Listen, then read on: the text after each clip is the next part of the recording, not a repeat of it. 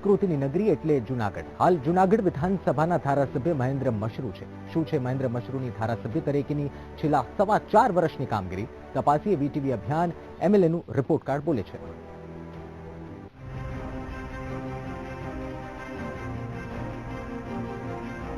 જૂનાગઢ શહેરનું ધાર્મિક અને સાંસ્કૃતિક મહત્વ રહ્યું છે.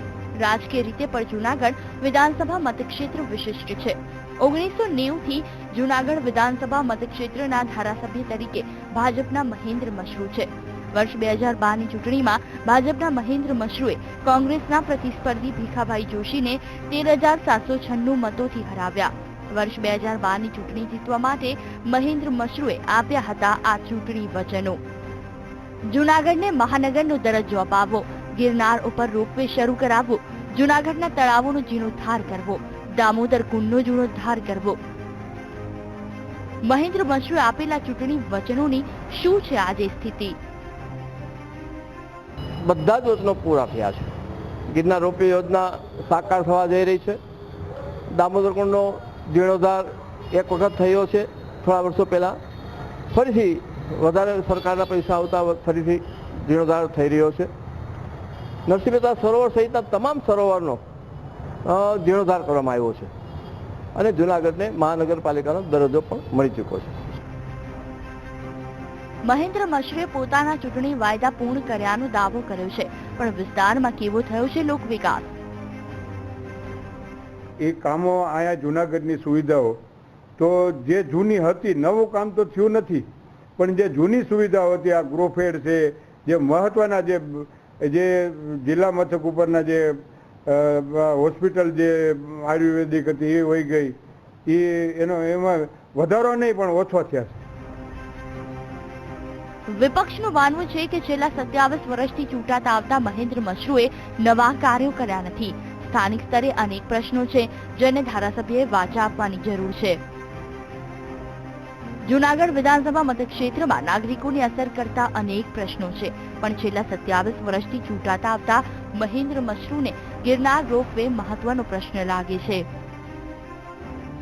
જૂનાગઢ માટે મહેન્દ્રભાઈ કોઈ એવી નોંધપાત્ર કામગીરી કરેલ નથી અને 7 ટર્મથી એક જ મુદ્દો એની પાસે આવે છે, એ છે રોપવેનો, ગિરનાર રોપવેનો. જ્યારે ચૂંટણી આવે ત્યારે આ એક જ મુદ્દા ઉપર આવે છે. બીજું કોઈ એની પાસે વૈકલ્પિક એવો કોઈ વિકલ્પ જ નથી કે એને કામગીરી કરી એની વ્યાખ્યા કરે એ લોકો.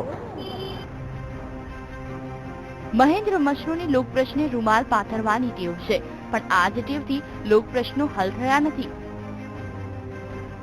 એકેય કામ પૂરું નથી કર્યું. કોઈ દિવસ આ વિસ્તારમાં કે ક્યાંય જોવા જ નથી આવ્યા. રૂમાલ પાથરીને બેહવાની જ એની ટેવ છે. ભગવાન જાણે રૂમાલ પાથરીને બેસી જાય. બરાબર. તો તમને કઈ કઈ સુવિધા નથી તમારા વિસ્તારમાં? અમારા વિસ્તારમાં પાણી નથી, ગટર નથી, લાઈન નથી, કાંઈ અમારા વિસ્તારની અંદર કાંઈ સુવિધા જ નથી. કોઈ દિવસ જોવાય નથી આવ્યા. અમારા ઇલાકામાં તો કોઈ પણ કામ કર્યું નથી. અમારે હાવ સોસાયટીમાં કોઈ જોયા નથી. મહેન્દ્રભાઈ કેવા છે એ રીતે અમે ક્યાંય જોયા જ નથી. બસ એને એક રૂમાલ પાથરીને બેસતા આવડે છે, બાકી અમને કાંઈ ખબર જ નથી એની તો હું છે હું નહીં. બસ મત તાણે એક મતનું કરે, બાકી બીજું કાંઈ કર્યું નથી એમને. એક વ્યક્તિ તરીકે મહેન્દ્ર મશરૂ સેવાભાવી છે, પણ લોકોની અપેક્ષા તેમણે સંતોષી નથી. મહેન્દ્રભાઈ મશરૂની કામગીરી ધાર્મિક દ્રષ્ટિએ અને હોસ્પિટલની દ્રષ્ટિએ જે હોય એ હાથ સંભળાય જ કે સારી સેવા કરે જ, પણ જૂનાગઢમાં સારી ઇન્ડસ્ટ્રી લઈ આવી કે ડેવલપમેન્ટના કામ કરવા કે બેરોજગારને રોજગારી અપાવી એવી કોઈ ઇન્ડસ્ટ્રી કે એવો કોઈ કામગીરી છે નહીં. મહેન્દ્ર મશરૂ જાહેર હેતુ માટે લોકોપયોગી કાર્ય કરે છે, પણ સ્થાનિક મતદારોને તેનાથી લાભ થતો નથી તેવો મત છે. ધારાસભ્ય તરીકે પણ વિસ્તાર વિકાસ માટેની ગ્રાન્ટ પૂરેપૂરી વાપરી છે. સ્થાનિક વિકાસ માટે નાગરિકો મહેન્દ્ર મશરૂને ધારાસભ્ય તરીકે 10માંથી 5 માર્ક્સ આપે છે. મહેન્દ્ર મશરૂ માટે સ્થાનિકો કહે છે કે તેઓ સારા વ્યક્તિ છે, પણ લોકોને નડતા પ્રશ્નો બાબતે ઓછું ધ્યાન આપ્યું છે. વર્ષ 2017ની ચૂંટણી લોકપ્રિય એવા મહેન્દ્ર મશરૂ માટે પડકારરૂપ બનશે.